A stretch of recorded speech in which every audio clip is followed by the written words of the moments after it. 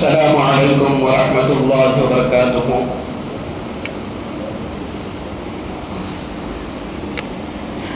الحمد للہ الذی جعل الصیام وسیلۃ للتقوی والصلاة والسلام، اما بعد فاعوذ باللہ من الشیطان الرجیم، بسم اللہ الرحمن الرحیم، انہ من سلیمان، بسم اللہ الرحمن الرحیم۔ محترم حاضرین جماعت، نوجوان دوستوں، پردہ نشین خواتین اسلام اور عزیز بچوں، اللہ تبارک و تعالیٰ کا بے پناہ شکر احسان ہے کہ اس نے پھر سے ایک مرتبہ میری اور آپ کی زندگی کے اندر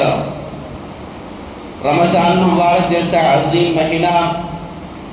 لایا، جس کے اندر ہم تمام لوگوں کو زندگی بخشا۔ دعا کریں کہ اللہ تبارک و تعالی ہمارے لیے رمضان کا یہ مہینہ برکتوں والا بنا، اور ہمارے درمیان جن لوگوں کا انتقال ہو چکا ہے، اللہ تبارک و تعالی ان کے لیے مغفرتوں والا بنا، ان کی مغفرت نصیب عطا فرما۔ اور رمضان کے اس مہینے کے اندر جو لوگ اپنی بیماری کی وجہ سے رمضان کی فضیلتوں کو حاصل کرنے سے مایوس اور نا امید ہے، اللہ تعالیٰ ان کو شفا یابی میں تبدیل نصیب عطا فرما۔ اور جو لوگ اپنے قرضوں کی وجہ سے، پریشانیوں کی وجہ سے رمضان کی سعادتوں کو حاصل کرنے سے دوری اختیار کیے ہیں، اللہ تبارک و تعالیٰ ان کی دنیاوی مشکلات اور پریشانیوں کو، قرضوں کو آسانی کے ساتھ دور نصیب عطا فرما، آمین رب العالمین۔ محترم حاضرین، جیسا کہ ہم اور آپ اللہ تبارک و تعالیٰ کے فضل و کرم سے اس سال کے رمضان کا پہلا روزہ مکمل کرتے ہوئے دوسری تراویح کی نماز کو مکمل کیا ہے، اسی مناسبت سے آپ تمام لوگوں کے سامنے تفسیر قرآن کے حوالے سے بسم اللہ الرحمن الرحیم کی مختصر طور پر تفسیر کی جائے گی، جس کے اندر سب سے پہلے لفظ بسم اللہ جو ہم اور آپ اپنی زبان سے دن و رات میں ادا کرتے ہیں، یہ لفظ بسم اللہ کی تاریخی و شرعی حیثیت کیا ہے، لفظ بسم اللہ کے فضائل اور برکات میری اور آپ کی زندگی کے اندر اللہ تبارک و تعالیٰ کیسے نازل کرتا ہے، اس مناسبت سے چند باتیں انشاءاللہ ہم سننے کی کوشش کریں گے۔ سب سے پہلی بات یہ ہے کہ لفظ بسم اللہ، جس کے اندر آدمی اللہ تبارک و تعالیٰ کے نام سے شروع کرنے کے لیے اللہ تبارک و تعالیٰ سے وعدہ کرتا ہے، اور جہاں پر اللہ تبارک و تعالیٰ کی حمد و ثنا، اللہ تبارک و تعالیٰ کی بزرگی اور اس کی پاکی بیان کرتا ہے لفظ اللہ کے ذریعے، تو یہ لفظ بسم اللہ میری اور آپ کی جو شریعت محمدیہ صلی اللہ علیہ وسلم میں جس کا حکم مجھے اور آپ کو بتایا گیا ہے، اس کی شرعی حیثیت کیا ہے، تاریخی حیثیت کیا ہے۔ لفظ بسم اللہ اللہ کے نبی صلی اللہ علیہ وسلم کے زمانے کے آنے سے پہلے دنیا کے اندر جتنے انبیاء اللہ تبارک و تعالیٰ نے جن کو مبعوث کیا ہے، وہ تمام کے تمام انبیاء علیہم السلام لفظ بسم اللہ کہا کرتے تھے۔ مثال کے طور پر حضرت نوح علیہ السلام کی زندگی کو ہم لیں، اللہ تبارک و تعالیٰ نے حضرت نوح علیہ السلام کو جو کشتی کے بنانے کا حکم دیا، تو وہاں پر اللہ تبارک و تعالیٰ نے نوح علیہ السلام کو بتایا کہ بسم اللہ مجریہا و مرساہا، اللہ کے نام سے یہ کشتی کیا ہے، چلنے والی ہے، اور اللہ تعالیٰ ہی اس کشتی کو چلانے والا ہے۔ تو گویا کہ حضرت نوح علیہ السلام کے زمانے میں لفظ بسم اللہ کا الحمدللہ آغاز ہوا تھا، اور اس کے علاوہ حضرت عیسیٰ علیہ السلام کی والدہ حضرت مریم علیہ السلام کے بارے میں بات آتی ہے کہ حضرت مریم علیہ السلام نے حضرت عیسیٰ علیہ السلام کو بسم اللہ کے بولنے کا ادب سکھایا تھا، جس کو تفسیر ابن ابی حاتم کے اندر بیان کیا گیا ہے کہ حضرت مریم علیہ السلام اپنے بیٹے عیسیٰ علیہ السلام کو بسم اللہ کے بولنے کی تاکید دیا. یہاں تک کہ بسم اللہ ایک ایسا لفظ ہے جس سے مکمل طور پر اللہ کے نبی جناب محمد رسول اللہ صلی اللہ علیہ وسلم کے زمانے میں ایک آدمی اسلام کو قبول کیا ہے. گویا کہ جس وقت اللہ کے نبی صلی اللہ علیہ وسلم طائف کے سفر میں گئے ہوئے تھے تو لوگوں نے وہاں کے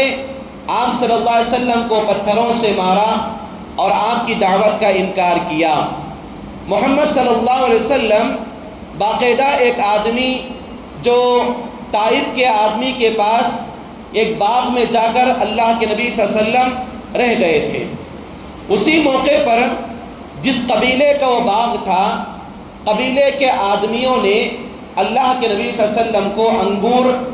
تحفے میں دے کر بھیجا، اور اللہ کے نبی صلی اللہ علیہ وسلم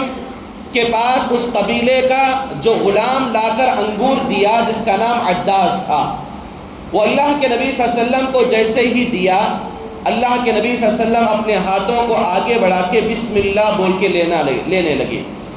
تو وہ آدمی جس کا نام عداس تھا، وہ آدمی پریشان ہوا اور کہا کہ میں اس بات کی گواہی دیتا ہوں کہ دنیا کے اندر یہ لفظ بولنے والا ایک عظیم اللہ تبارک و تعالیٰ کا بندہ ہوتا ہے، جس کی ہستی مکمل طور پر عظمت اور برکتوں والی ہوتی ہے، جس کو اللہ تبارک و تعالیٰ نبوت سے سرفراز کرتا ہے، ایسا ہی آدمی یہ جملہ بولنے والا ہے. اللہ کے نبی صلی اللہ علیہ وسلم نے پوچھا کہ تم کون ہو؟ تو اس آدمی نے کہا کہ میں قبیلہ نینوا کا ہوں. تو اللہ کے نبی صلی اللہ علیہ وسلم نے کہا کہ نینوا یہ وہی قبیلہ، وہی علاقہ ہے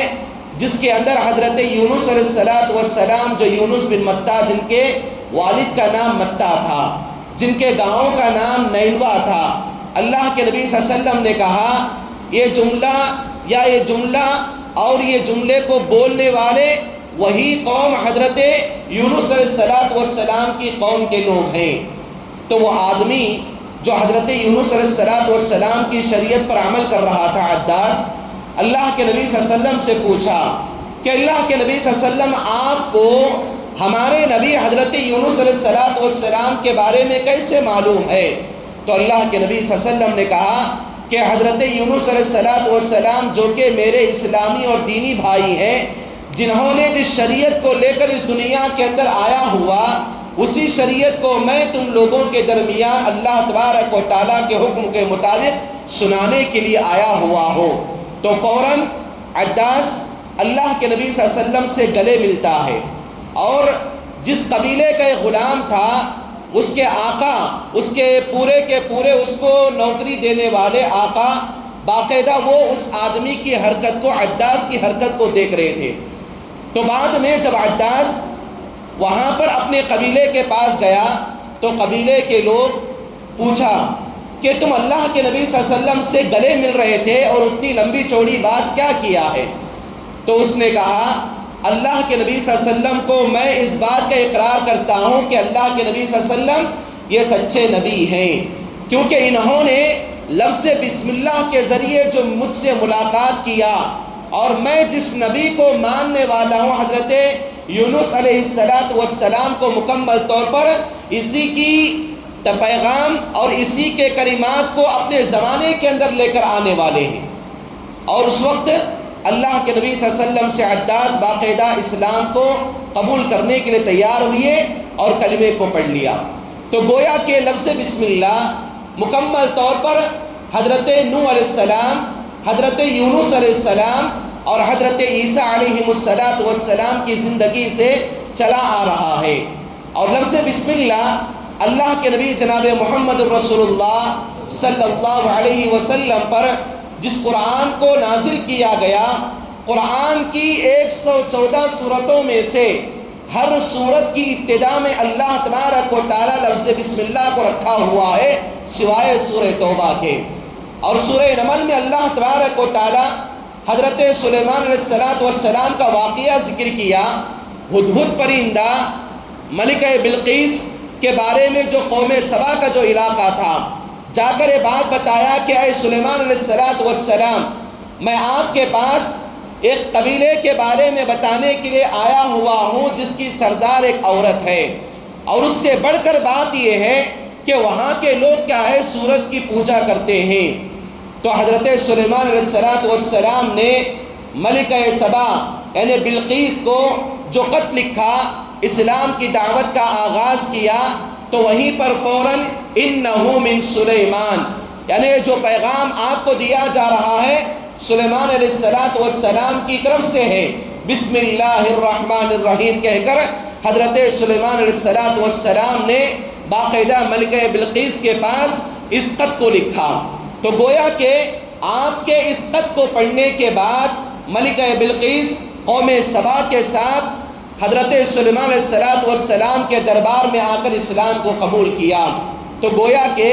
میری اور آپ کی زندگی کے اندر مختصر سی تاریخ یہ ہے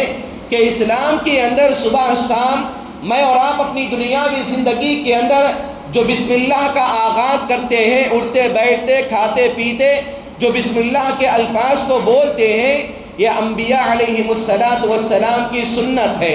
یہ انبیاء علیہم السلام کا طور طریقہ ہے، اور اسی سنت کو باقی رکھتے ہوئے اللہ تبارک و تعالیٰ نے قرآن کریم جیسے عظیم کتاب کی ہر سورت کے آغاز میں بسم اللہ کو رکھا، سوائے سورہ توبہ کے، اور سورہ نمل کے اندر اللہ تبارک و تعالیٰ باقاعدہ بسم اللہ الرحمن الرحیم کو ایک آیت کے طور پر بھی پیش کیا ہوا ہے۔ تو میری اور آپ کی زندگی کے اندر یہ پہلا سبق مجھے اور آپ کو ملتا ہے کہ بسم اللہ الرحمن الرحیم کی جو تاریخ ہے وہ انبیاء علیہم السلام کی اس دنیا کے اندر تاریخ جتنی پرانی ہے، بسم اللہ الرحمن الرحیم کی تاریخ اتنی پرانی ہے۔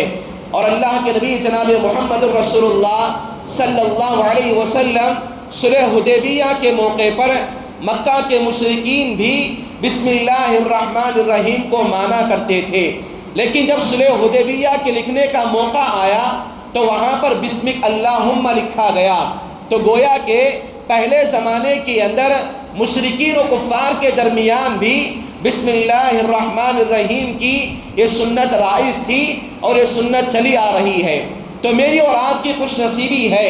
کہ میں اور آپ اللہ کے نبی جناب محمد رسول اللہ صلی اللہ علیہ وسلم کی امت میں ہیں۔ یہ امت محمدیہ جو شریعت محمدی مجھے اور آپ کو بسم اللہ الرحمن الرحیم کی یہ شرعی حیثیت بتاتی ہے کہ میں اور آپ اپنی دنیاوی زندگی کا وہ کام جس کو میں اور آپ آغاز کرتے ہوں، یا وہ کام جس کو میں اور آپ انجام دیتے ہوں، یا اس کو میں اور آپ ختم کرتے ہوں، باقاعدہ اس کو کیا ہے، میری اور آپ کی شریعت نے مجھے اور آپ کو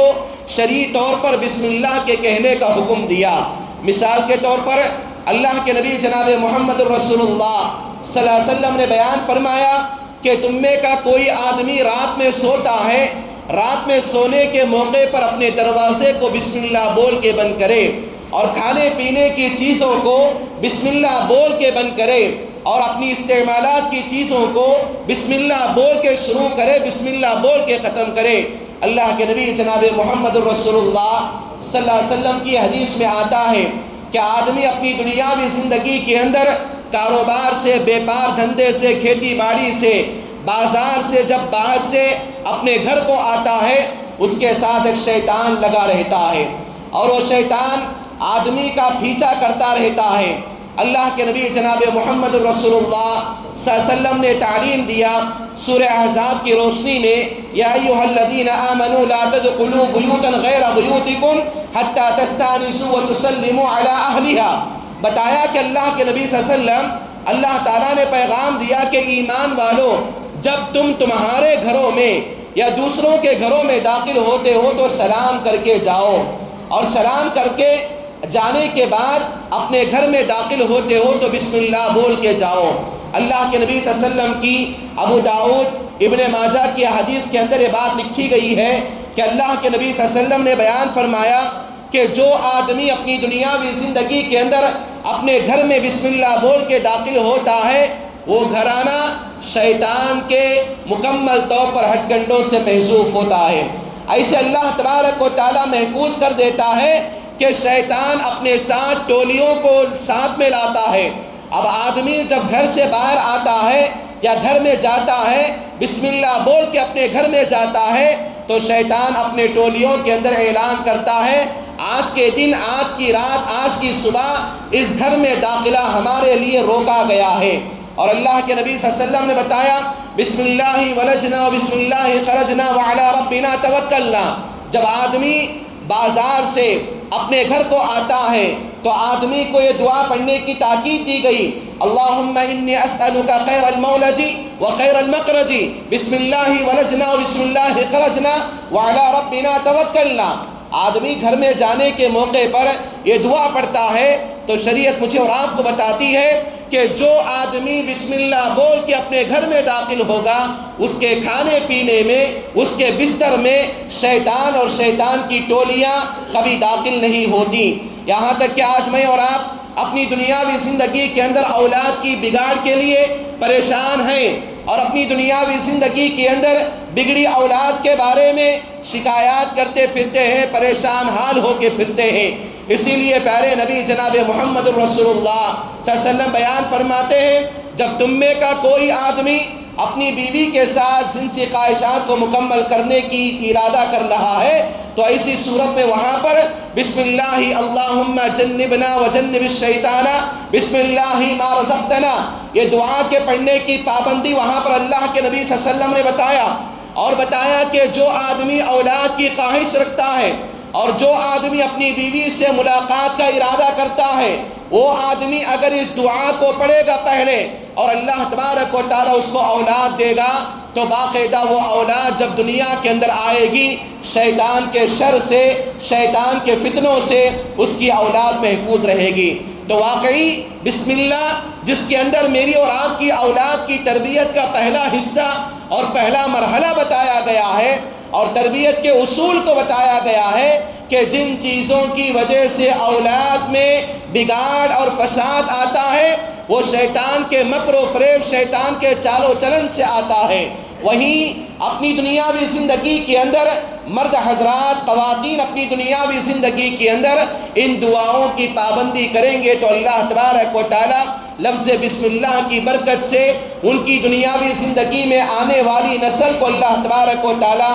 شیطان کے شر سے محفوظ کر دیتا ہے۔ آخری بات یہ ہے کہ میں اور آپ اپنی دنیاوی زندگی کے اندر جو بسم اللہ کی شرعی و تاریخی حیثیت کو معلوم کر لیتے ہیں تو میری اور آپ کی زندگی کے اندر یہ عملی طور پر مجھے اور آپ کو اپنی دنیاوی زندگی کے اندر اختیار کرنا ہے۔ باتیں میں اور آپ اپنی دنیاوی زندگی کے اندر مراحل میں میں اور آپ سنتے ہیں، لیکن اللہ تبارک و تعالیٰ بیان فرماتا ہے یا ایھا الذین آمنوا لم تقولون ما لا تفعلون کبر مقتا عند اللہ ان تقولوا ما لا تفعلون۔ اے وہ لوگوں جو ایمان لائے ہو، تم اپنی دنیاوی زندگی کے اندر ان باتوں کو کہتے کیوں ہو جو بذات خود تم عمل نہیں کرتے۔ کبر مقتا عند اللہ ان تقولوا ما لا تفعلون، یہ اللہ تبارک و تعالیٰ کے پاس بڑی ناسختی اور ناپسندیدہ عمل ہے کہ تم اپنی زبان سے ان باتوں کو کہو جو بذات خود تم عمل کرنے والے نہ بن جاؤ، یہ اللہ تبارک و تعالیٰ کے لیے چیز پسند نہیں ہے۔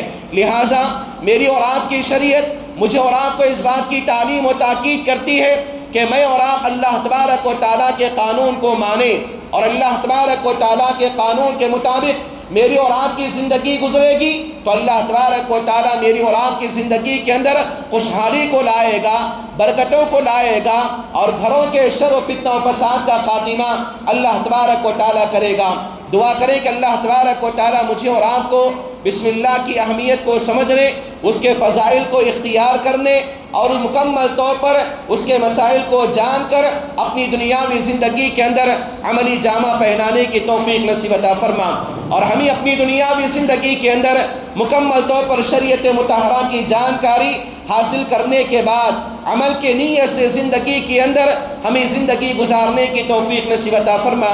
آمین رب العالمین۔ اقول قولی ھذا واستغفر اللہ لی ولکم وما توفیقی الا باللہ، والسلام علیکم ورحمۃ اللہ وبرکاتہ۔